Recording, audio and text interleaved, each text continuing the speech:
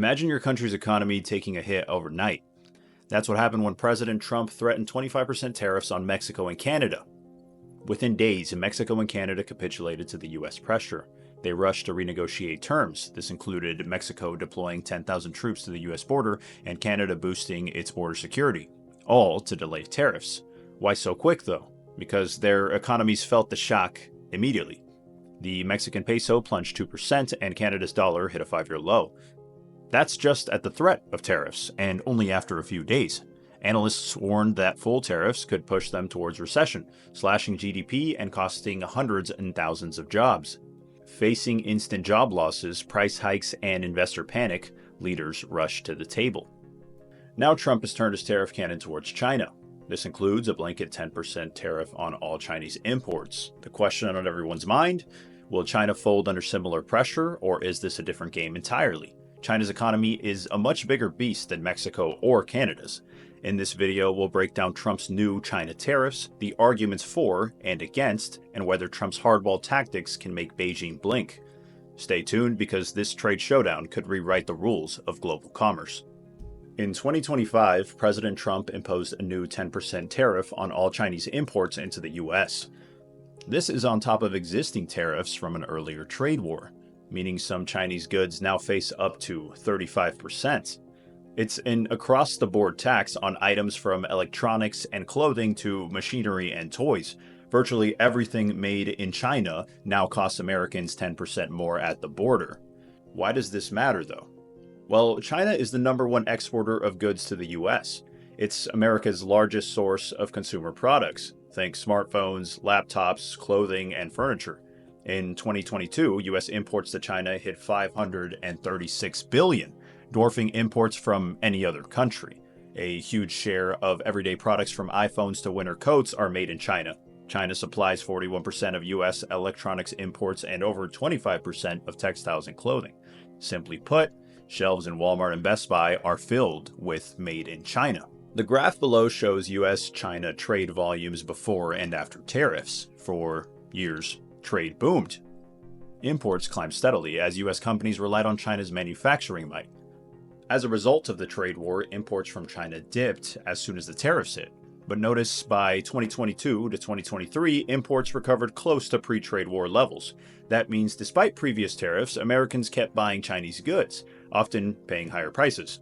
Now, 2025's blanket tariff aims to slash these volumes again. The question: will it actually curb America's dependence on China this time, or will trade volumes bounce back yet again? Proponents of Trump's tariffs argue they're a necessary weapon to defend U.S. jobs and level the playing field. Here are their key arguments. Stopping unfair trade practices. For years, China has cheated in trade, critics say. They accuse China of manipulating its currency to make exports cheaper, stealing U.S. intellectual property on a massive scale, and heavily subsidizing their industries to outcompete foreign rivals. A U.S. government report estimated Chinese IP theft costs the U.S. $225 to $600 billion a year. This is from anything from pirated software to trade secret theft. And in 2019, the U.S. Treasury officially labeled China a currency manipulator, citing a long history of facilitating an undervalued currency to boost exports. Tariffs, in this view, punish China for these unfair tactics and pressure Beijing to reform. Another argument commonly used is bringing manufacturing back to the U.S. Tariff supporters argue that cheap Chinese imports have hollowed out U.S. manufacturing. They point to 3.7 million U.S. jobs lost due to China's trade gap since 2001. Whole industries, steel, furniture, electronic assembly, for example, have moved to China, leaving U.S. factory towns struggling. Tariffs protect U.S. industries by making Chinese goods pricier, giving American-made products a better shot. For example, tariffs on Chinese steel and aluminum are meant to revive U.S. metal plants by blocking dumped, underpriced Chinese metals. In theory, if importing from China gets too costly, companies will reopen factories in America, creating more jobs. It's about ending China's undercutting of U.S. businesses and rebuilding Made in USA pride. Another argument would be reducing the trade deficit. The U.S. buys far more China than vice versa, creating a huge trade deficit. Good imports exceeded exports by $382 billion in 2022. Trump has long railed against this imbalance, seeing it as jobs and money flowing out. Tariffs are intended to shrink that deficit. By taxing Chinese imports, Americans will import less and ideally export more. Supporters note previous tariffs did dent Chinese imports for a time. If Americans start buying from US or non-Chinese sources, that deficit and the US reliance on Chinese factories could finally fall. The next argument we have is national security and self-reliance. Another pro-tariff argument is protecting critical supply chains. For example, and this one may shock you, 80 to 90% of US antibiotics and medicines come from China and India. China is also the dominant global source of rare earth minerals, used in things like fighter jets, electric cars, and smartphones. This dependence is a national security concern. If relations sour, China could choke off vital supplies. Just imagine drug shortages or no parts for US tech and weapons. Tariffs push companies to diversify away from China for these essentials. As one expert put it, medicines can be used as weapons, supplies can be withheld. The argument would be that reducing dependence on a strategic rival makes the US safer in the long run. The next pro-tariff argument that we have is leverage to force better deals. Tariffs are also seen as bargaining chips. Trump's team argues that slapping tariffs is the only way to get China's attention and force negotiations on better terms. They cite the 2019 Phase 1 trade deal. After tariffs, China agreed to purchase an extra $200 billion worth of US goods like farm products and improve IP protections. Though China fell short on these promises, only reaching about 60% on the purchase targets, the deal happened because tariffs brought China to the table. Similarly, Trump's 10% tariff now is a maximum pressure opener, a signal that he is willing to inflict pain, hoping China will blink and offer concessions. This move, of course, can be attributed to his art of the deal. Start from a tough position, then negotiate. For some visual depiction, this chart highlights an EPI study. Before tariffs, the bar shows steep losses. After initial tariffs, job losses leveled off somewhat. The pro-tariff camp argues that this shows tariffs stop the bleeding of jobs. Even if a full comeback hasn't happened yet. Tariffs, they say, are finally putting brakes on the China shock that wiped out so many American jobs. We of course aren't finished yet, as there's still a case against tariffs that we need to discuss. Critics of tariffs argue they're a self-defeating strategy that hurts the US more than it helps. Key counterpoints include, for example, higher costs for Americans. A tariff is essentially a tax on imports. While it's charged to importers at the port, US consumers end up paying for it. They do this in the form of higher prices. Tariffs on Chinese goods are like a new sales tax on thousands of everyday items from clothing to electronics that retailers often pass off to shoppers. Multiple economic studies found in 2018 to 2019 that China tariffs were almost entirely passed through to US consumers, raising prices. For instance, after Trump's earlier tariffs, washing machine prices jumped 12% and electronics got costlier. One instance found the trade war cost the average American household $700 in higher prices and reduced US GDP by 0.5%. So, while tariffs aim to punish China, in practice, Americans foot much of the bill. At the checkout aisle, tariffs equal more money out of your pocket. The next argument against we have is supply chain distribution and businesses cost. US companies have built intricate supply chains around Chinese manufacturing for decades. From sourcing iPhone components to small businesses buying Chinese parts, these links can't be moved overnight. Shifting production is expensive and slow. Companies may need to find new suppliers in Vietnam or Mexico, invest in new factories, or redesign products, all of which can take years and major capital. In the meantime, US firms face shortages and higher input costs. Many manufacturers rely on Chinese-made components. Tariffs mean they pay 10% more for these parts, squeezing their profit or forcing them to raise US prices. For some industries, China's ecosystem is so dominant that alternatives are limited. The result? Business disruptions, delayed production, and competitive disadvantages for American companies facing higher costs than foreign rivals not hit by these tariffs. Next up, we have the argument that China's retaliation hits US exporters. Tariffs are a two-way street, and China has hit back. Within hours of Trump's 10% tariff taking effect, China announced counter tariffs, 10 to 15% roughly, on US goods. Beijing targeted politically sensitive goods like US farm exports, energy, and car parts. In past trade wars, China zeroed in on America's farmers. An example? In 2018, China slapped a 25% tariff on U.S. soybeans, and U.S. soybean exports to China dropped a staggering 75% that year. Prices for U.S. soybeans plummeted, farm incomes took a hit, and many farmers shared a $28 billion federal bailout to survive the loss. Similar pain was felt by U.S. exporters of pork, corn, and machinery facing Chinese tariffs. With the new 2025 round, China's retaliation could hurt American LNG exporters, heavy equipment makers, and automakers.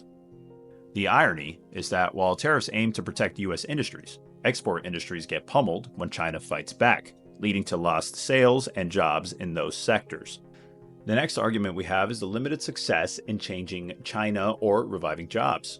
Critics say that we've tried this before, and it didn't really work. Despite tariffs from 2018, China hasn't fundamentally changed its trade practices. Intellectual property theft and subsidies persist, and the big structural issues remain unresolved.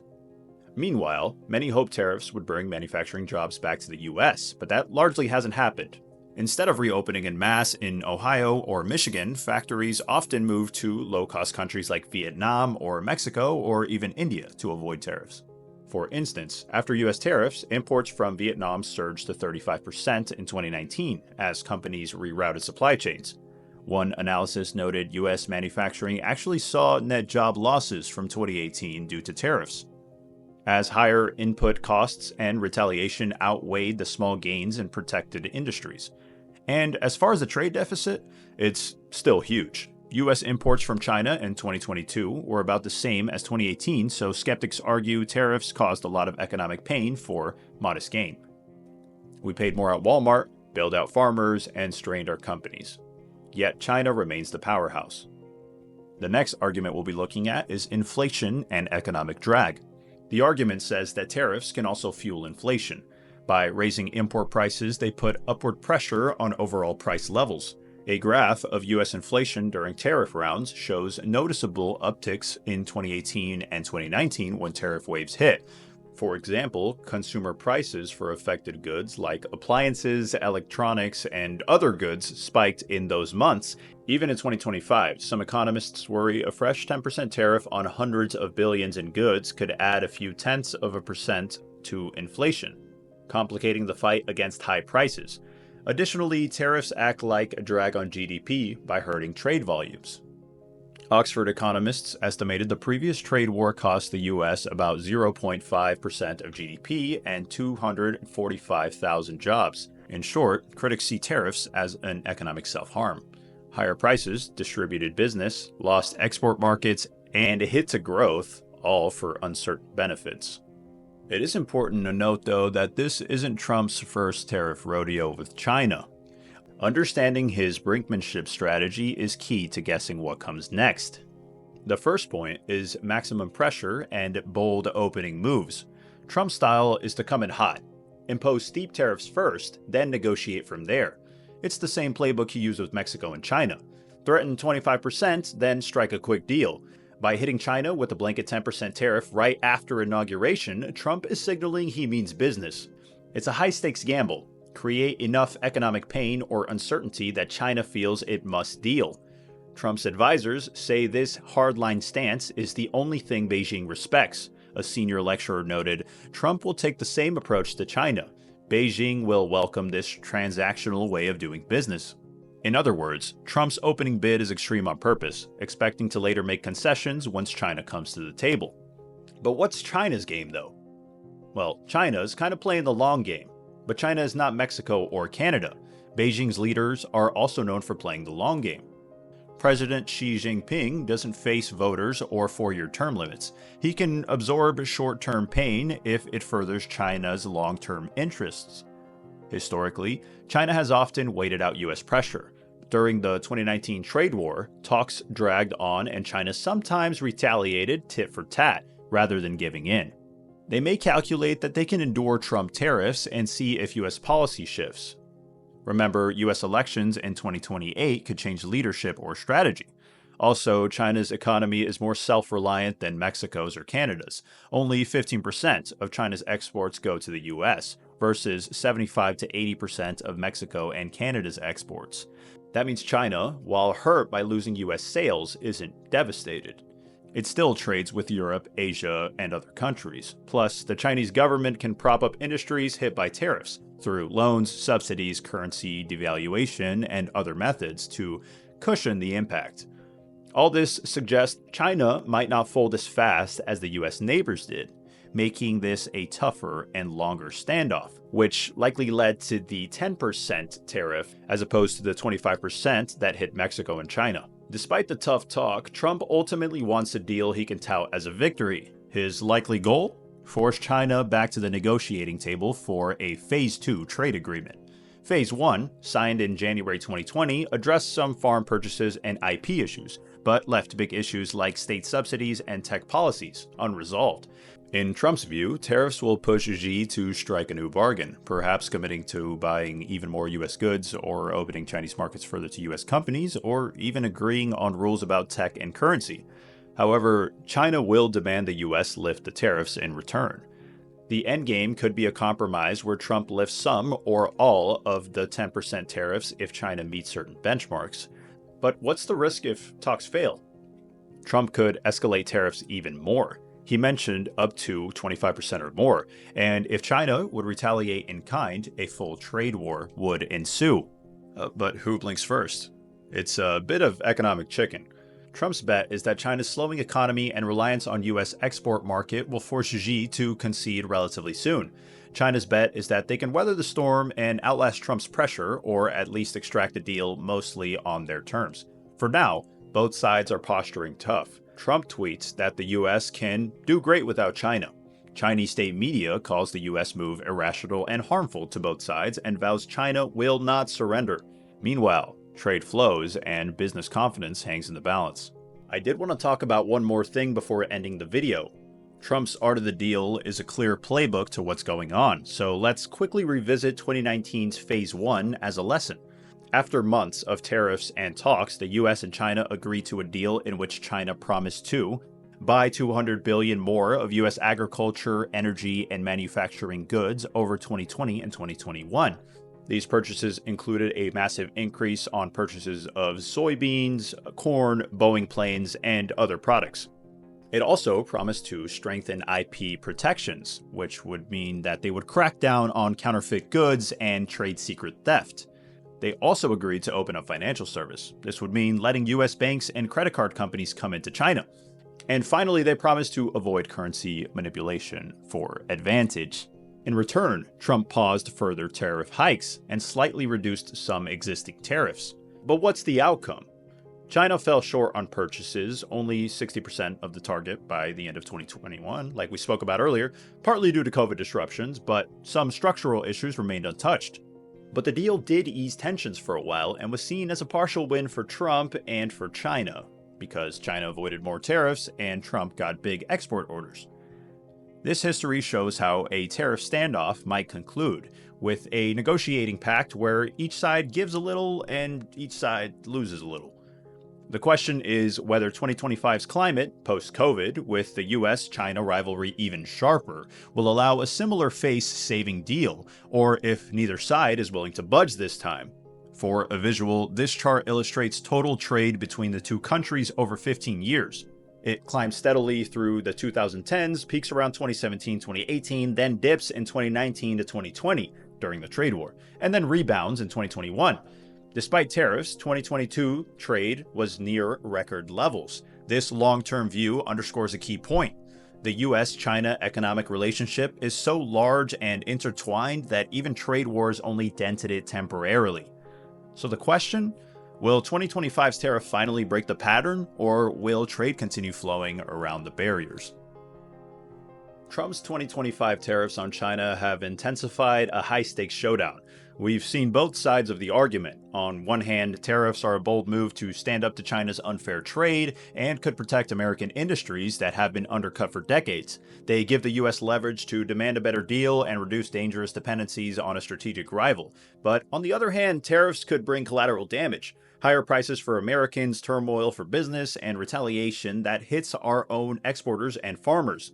Past experience shows they achieved limited lasting success in reshoring jobs or shrinking the trade GDP. While straining the economy. So, what are the possible outcomes? Well, I'll leave you with a few scenarios. Well, China could retaliate harder. If Beijing won't fold, they might escalate their tariffs or other punishments like restricting exports of critical materials or slowing customs for US companies in China. This could snowball into a deeper trade war, hurting global markets.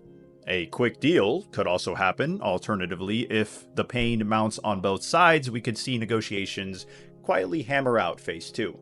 China might offer concessions, buy more US goods, and pledge reforms, and Trump could declare victory and lift some tariffs. This could happen within months if there's enough motivation.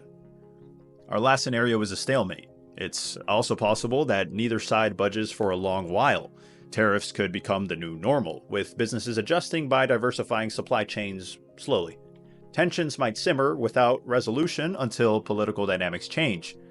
The obvious change being the 2028 election, or shifts in China's economy forcing a rethink on their part. Though one thing is certain, the US-China trade relationship is at a crossroads. Trump's aggressive tactics have worked quickly on smaller partners like Mexico and Canada, but with China, it's a far more complex chess match. We'll be watching if Trump can extract a meaningful win, or if prolonged tariffs become an economic drag with no clear victory. With that, we want to hear from you. Should the US continue this trade war with tariffs to pressure China, or is there a smarter strategy to deal with China's trade challenge?